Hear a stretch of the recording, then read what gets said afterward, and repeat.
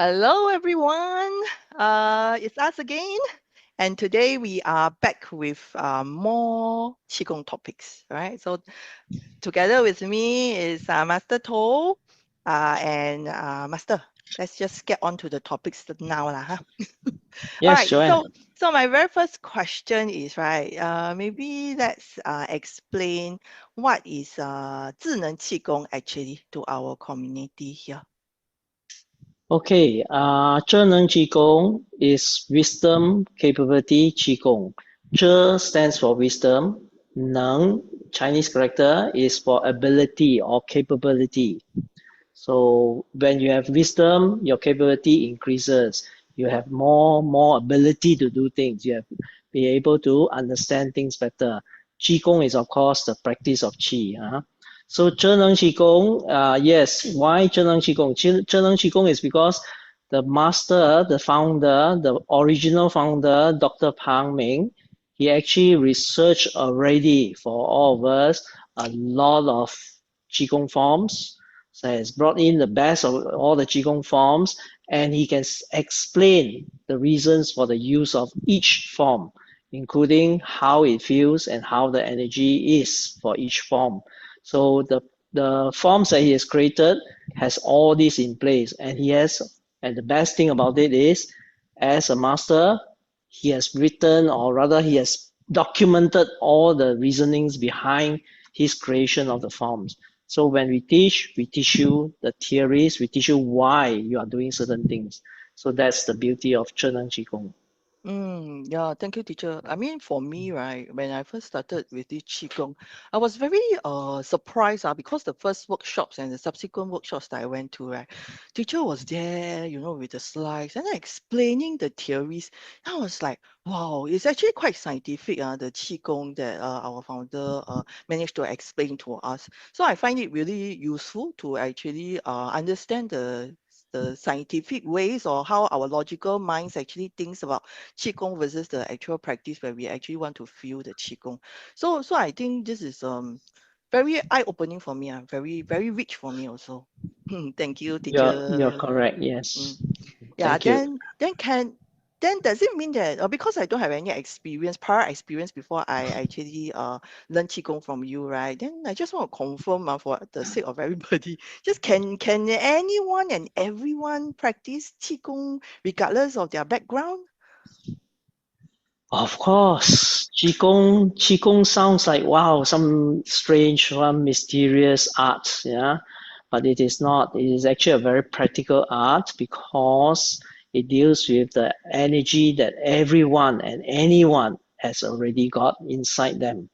But it's just that because of our modern day life, because of lots of distraction, external distraction, our energies are drawn out. So therefore, we have not connected inside to ourselves, to our own energy.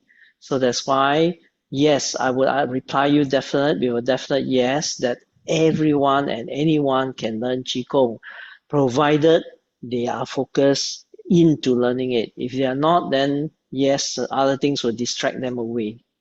Mm, I want to add also that not only that, right, but any ages is also possible, like from as young as few years old to as old as 20, 60, 70, even retirees, right? I think it's actually suitable for anybody who wants to learn it.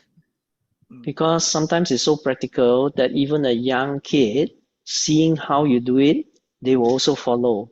So we had our son as well. Wow, the car, the lighter, Mm. he put his finger inside. Wow, has got a pain. Wow, what to do?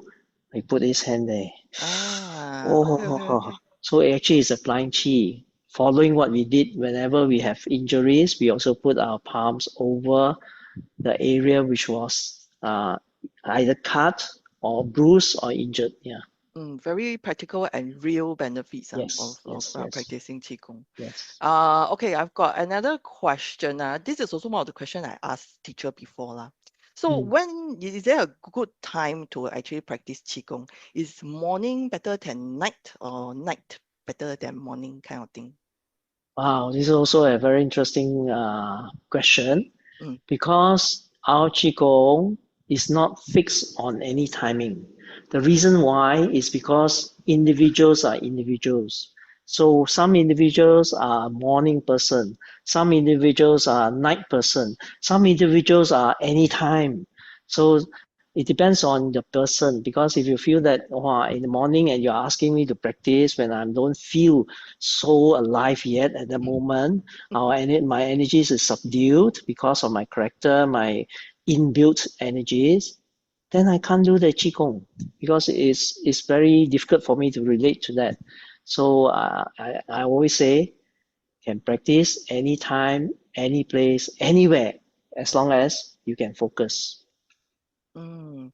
Anytime, anywhere. I think that is actually very powerful. So Yes. maybe just for the community, a while after I started learning this Qigong, right? While walking to the MRT, I also try to practice Qigong while walking. Teacher, is that Good. possible or not? Is that Good. Of course, of course. When you look inside yourself, when you're walking, as you walk, you are aware of your inner body, but you're also aware of your surroundings. Mm, Then you are already practicing Qigong as well. Yeah. mm. But you have to be guided into it to understand it. That's why, yeah. Yeah, so it's anywhere and everywhere, or anytime Yes, too. correct. All right. Thanks, teacher. Okay. I've got one last question before we end this video. Hmm. Very practically. So how long do we need to practice Qigong actually to before we are able to see results? Wow, that's also very interesting, because most people will ask this question because most will think that it is an exercise form. That means I exercise, at least I do for half an hour, 1 hour. So that's fixing our attention, fixing our mind, and that devoting time to doing that, which is a good thing. Devoting time and attention to a thing is good, except that you are doing exercise which has movement, so therefore you get into that movement. But now, if I ask you to do an exercise which has small movements, minimal movement, but very repetitive, and how do you actually master that? That for that you need to feel chi. So if you feel chi, then the timing that you do does not really matter. For instance, if I do and I feel my energy is moving very well inside, then I practice for 5, 10 minutes because I got other things to do. You can do that as well. If you practice and you cannot get chi, then you better continue the practice a little bit longer. Devote about 15, 30 minutes to the practice. Then at least the regular movements will help you focus your mind, focus your body, and you can feel chi because you are focused, you are relaxed. Then you can feel chi. Then once you feel chi, that's the first start. That means you already got your practice in place. And then after that, you just have to keep feeling the energy every time you practice, and then your timing can reduce a bit. Okay.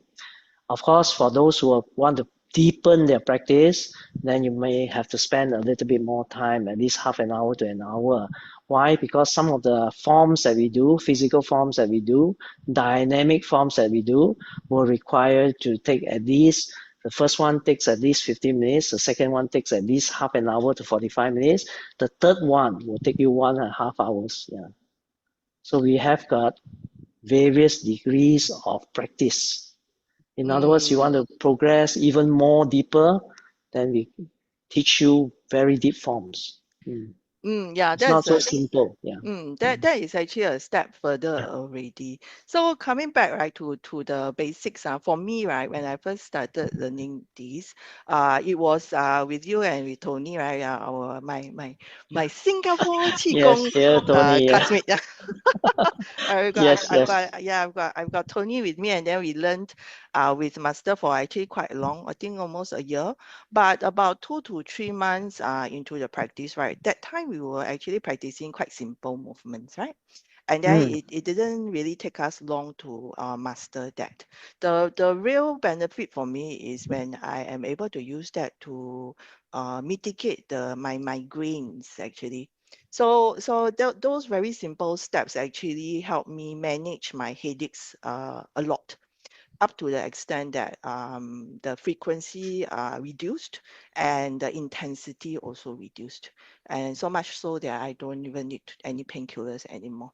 So that is actually a real benefit that I saw, and that actually made me a lot more confident in this practice, which is why I continue until now.